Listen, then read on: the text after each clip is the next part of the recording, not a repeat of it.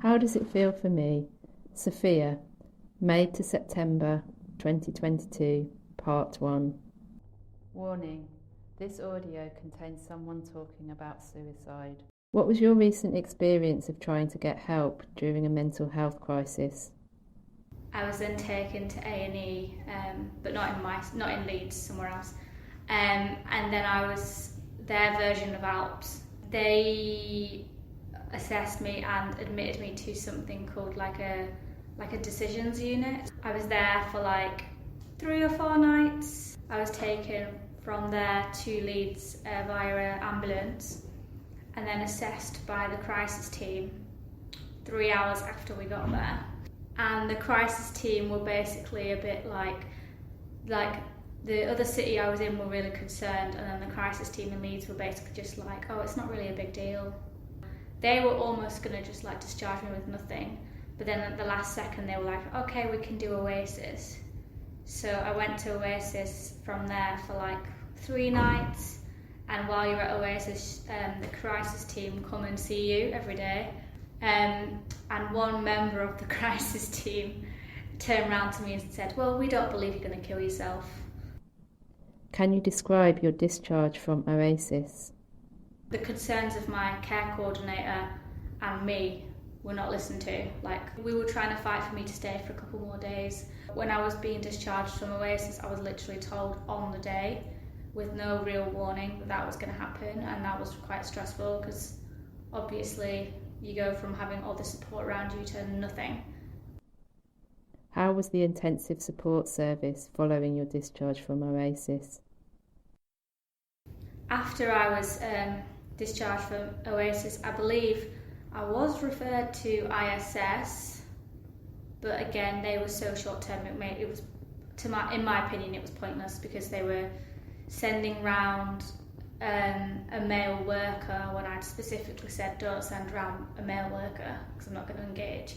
And then they wouldn't tell me what time they were coming. Previously, I found ISS to be really good, but most recently, like, I don't know what's happened. I don't know if the staff that were good have just left. Before, they'd supported me for a bit longer, and like I'd always been a bit more consistent with like telling me in advance what, you know, they tell you the day before, okay, tomorrow we're going to come roughly at about 3 o'clock.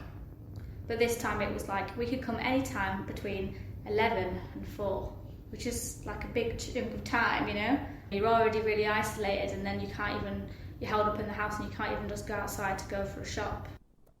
How were you after you were discharged from the intensive support service? It was just becoming more and more unwell, and I was really like isolated. I wasn't sleeping, so I ended up just really behaving weirdly, and I started believing things that weren't real. And then the police was called to do a welfare check. So yeah, then they threw me in the back of a van and took me to the 136 suite at Becklin. And then I was assessed by like the Mental Health Act assessment people.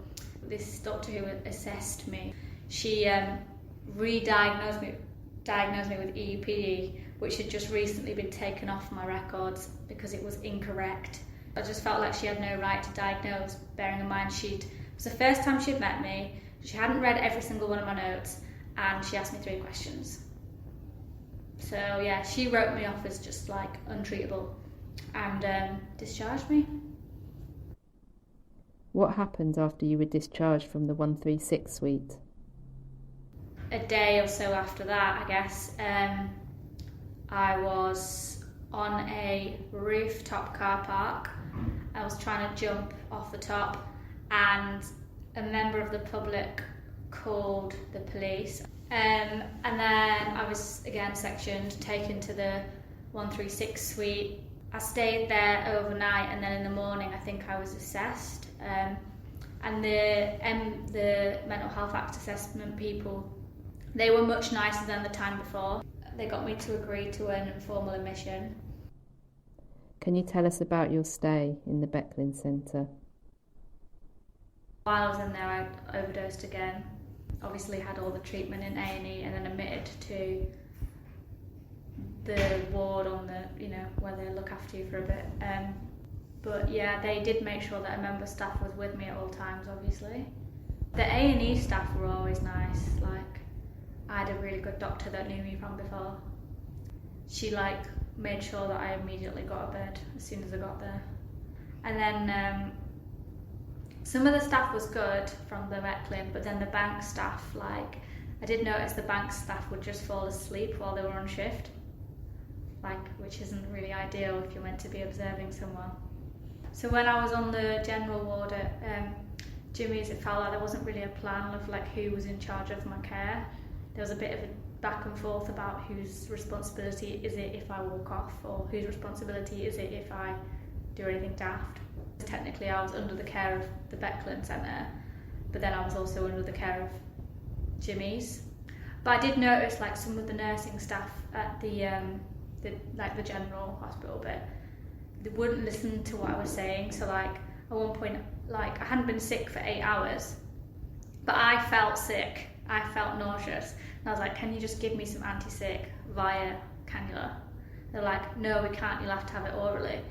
Obviously, they gave me orally, and the first thing I did as soon as they tried to move me for some scans was vomit.